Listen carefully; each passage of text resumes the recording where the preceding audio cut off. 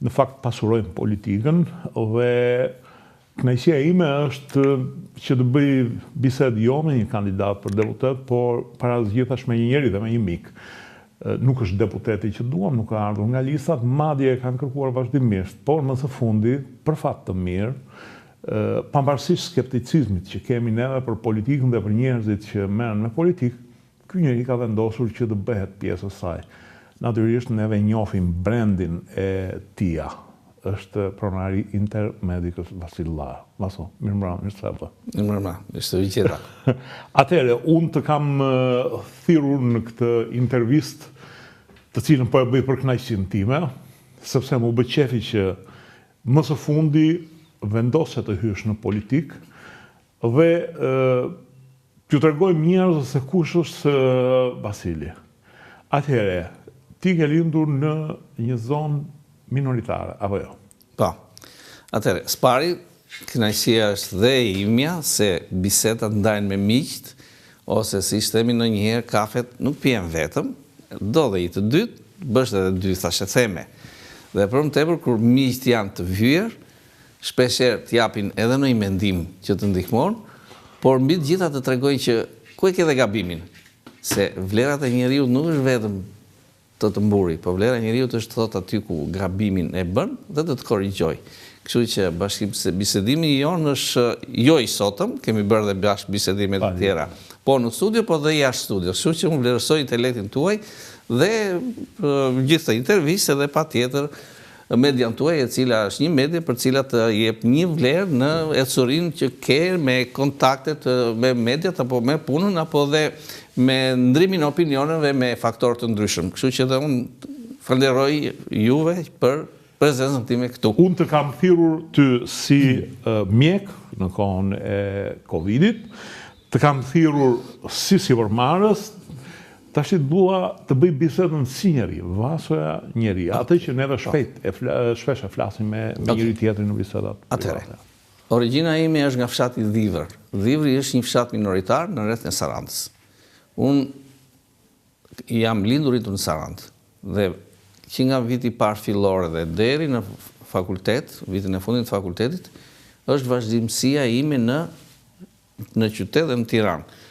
Dhe aty ishte vazhdimësia e gjuhës shqipe.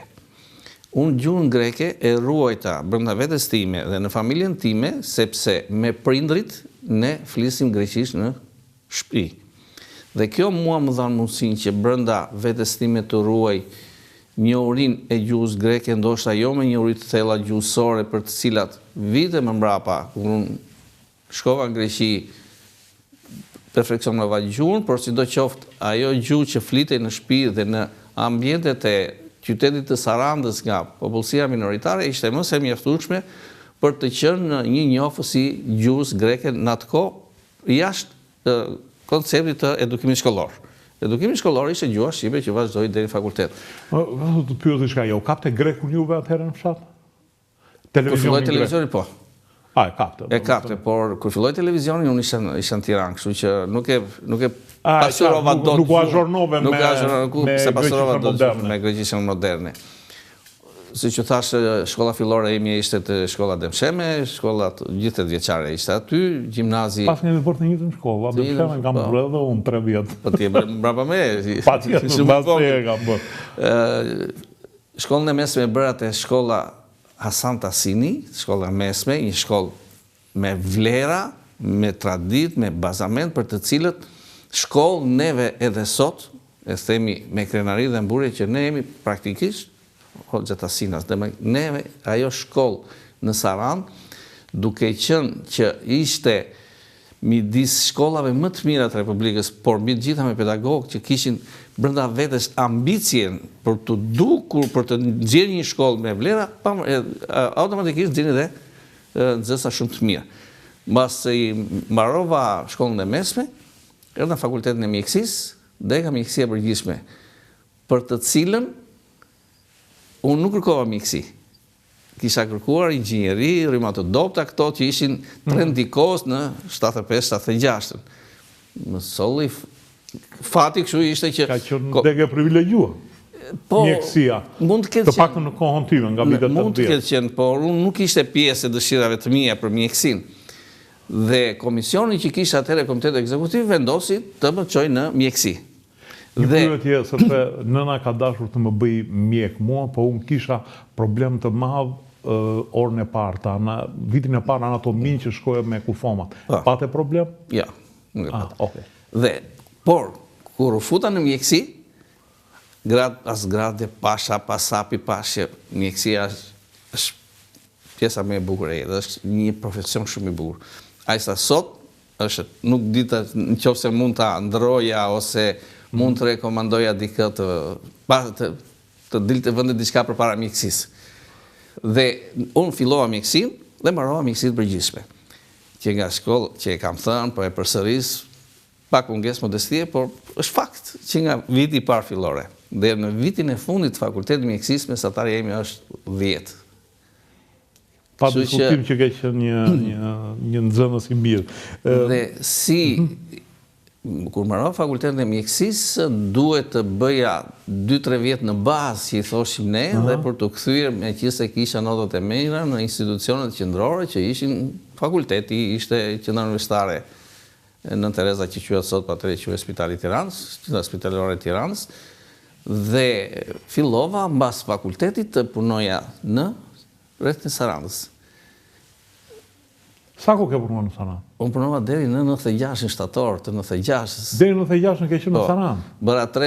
Bëra 3 muajt e parë, se mbarova 82 në fakultetin, bërëm 3 muaj zbor, bërëm 3 muaj në qytetin e Sarandës si një praktik mbas fakultetit që ishte detyrueshme për të treguar më tepër për të pas një farë sigurie, të kishe një tutor mbi vete për mjekët që të mësoje pak nga jeta e përditshme, nga praktika e përditshme mjekësore, dhe pasaj të dilje i lirë të hapje kratë tu dhe të filloje fluturimin në jetë. Lasma, më heqin kuriozitet. Do më thënë ti deri në 96 pas ka qenë në Sarandë.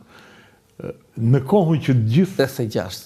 86. Okej. Falë që ose unë thash në 86, për 86. Okej, ndoshta e dëgjova unë gabim. Do me thënë, deri në 86, pastaj edhe në Tiranë. Edhe në Tiranë. Më ka bërë përshtypje, në 90-ën, në gjithë, edhe shqiptarë, o burra, po iknin jashtë, po, ndërsa juve, grek, me gjuhën greke të ditur, me letra, me dokumenta, si thot, nuk morët për te poshtë, por ndëjtët... Atëre, më duhet të fust një pjesë i jetës time ato 2 vjetë e gjysmë që bëra në fshatrat e Konispolit, fshatrat e Çamet të Konispolit, në Çamëri, pjesën e Çamërisë. Stetoskopi im si mjek, stetoskopi i parë, si mjek i pavarur, sepse kur je në spitalin e Sarandës ke tutor që tham ato mjekët që të mbulojnë, dhe po bëjnë i ka ka qenë një spital shumë i mirë. Ka qenë një spital shumë i mirë. Por, në 10 shkurt e vitit 1983, unë shkova në Markat dhe fillova si të ushtroj funksionin e mjekut përgjithshëm.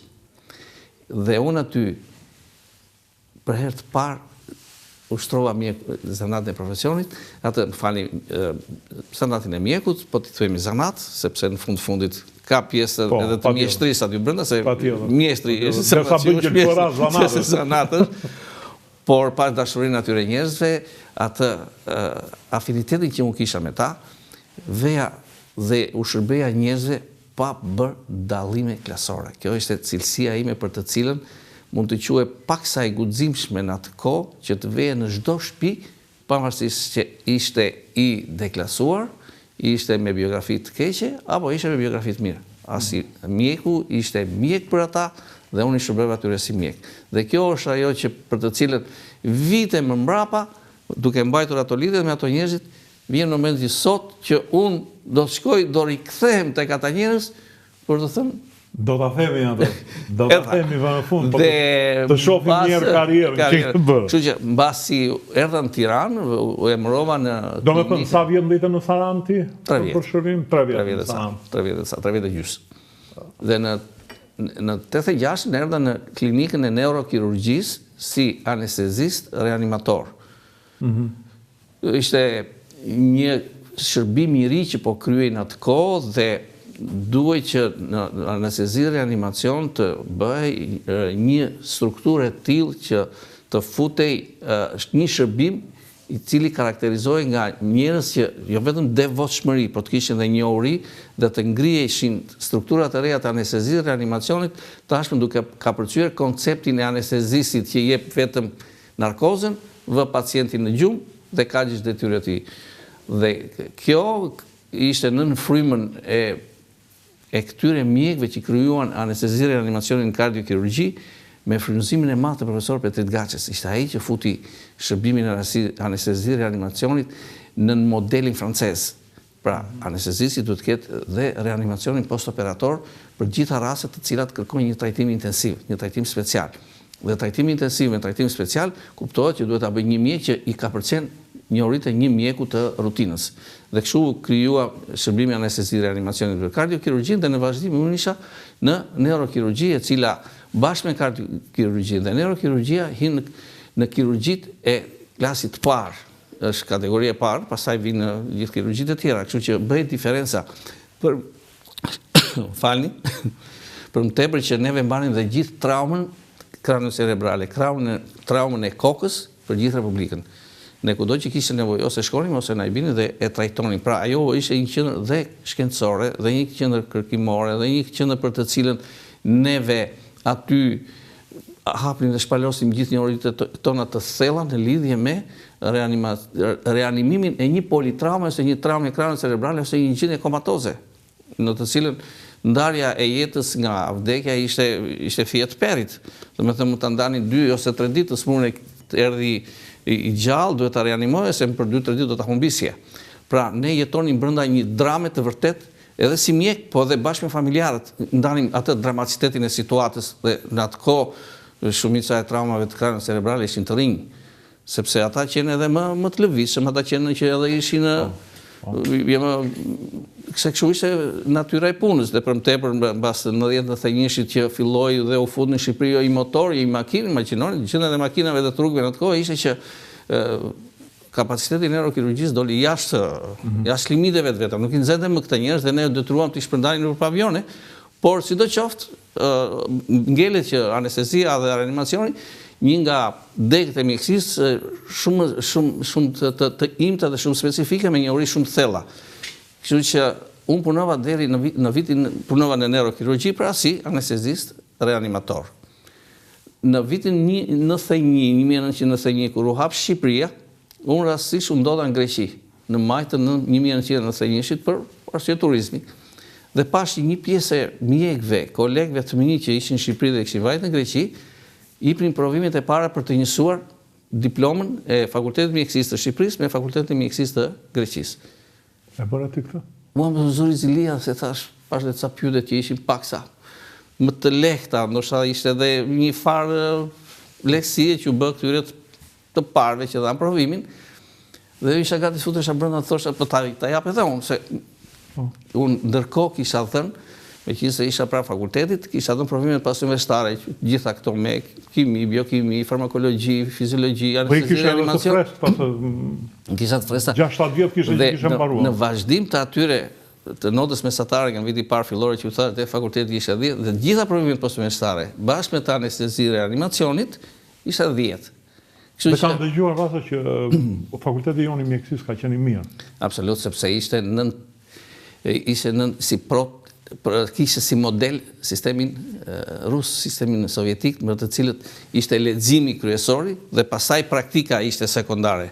Ndoshta në disa vende që thonë në Angli është më praktikë fakulteti sepse ka prakticitetin dhe pastaj teori, por ne ishim i takonin shkollës lindjes. Por dhe Italia, që unë kam përvojën e Timbiri që mbaroi fakultetin e mjekësisë La Sapienza në Rom, dhe ato janë shkolla skolastike të teorisë në fillim dhe pastaj të praktikës. Kështu që